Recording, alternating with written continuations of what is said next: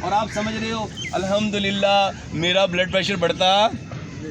سر وہ آپ کو ان ساری چیزوں سے محروم کر رہا ہے, وہ آپ کو سینس لیس کر رہا ہے, وہ آپ کے اندر سے شعور کو نکال رہا ہے. اگر میں یہ جانتا کہ بھائی صاحب میں ڈاکٹر سے پوچھتا یار میں ہائپر کیوں ہو رہا ہوں, تو وہ آپ کو بتاتا کہ آپ ہائپر نہیں ہو رہے, آپ کے اندر جو روح ہے وہ بے چین ہو رہی ہے, بے قرار ہو رہی ہے, مضطرب ہو رہی ہے. اس روح کو پتہ چل رہا ہے کہ اس بندے نے جو کام یہ کر رہا ہے نا, یہ مجھے جنت میں لے جانے والا نہیں ہے, بلکہ مجھے یہ کہاں لے جانے والا ہے.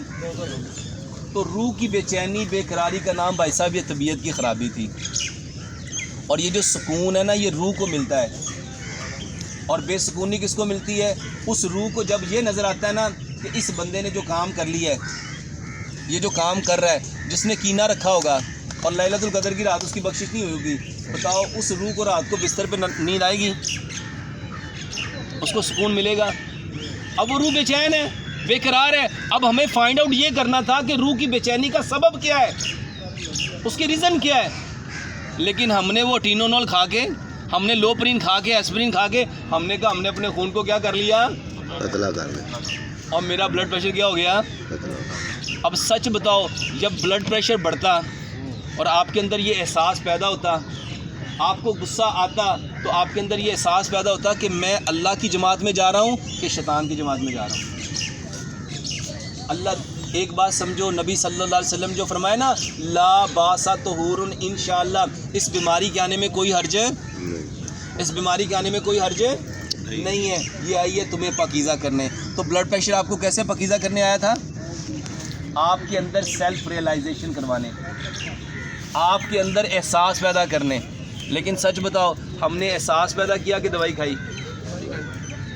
اور آج لوگ, اچھا وہ جو باطل تھا, طاغوت تھا, وہ ہمارا ایمان بھی لے گیا, ہمارا اسلام بھی لے گیا, ہمارا دین بھی لے گیا, اور ہمارے جیبوں کی اپنی دوائی بھی لے گیا, کمائی بھی لے گیا تو اپنی دوائی بھی دیا.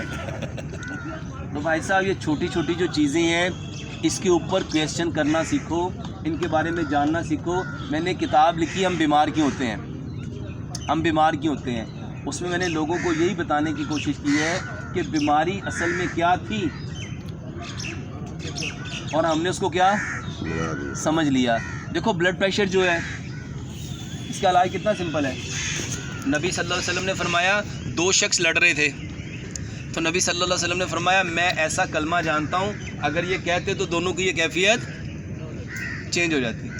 وہ تعوذ ہے, وہ تعوذ ہے, کیونکہ یہ دونوں کو کیفیت شیطان نے کروائی. نبی صلی اللہ علیہ وسلم نے فرمایا اگر غصہ آئے تو کیا کرنا چاہیے, اپنی حالت چینج کر لو.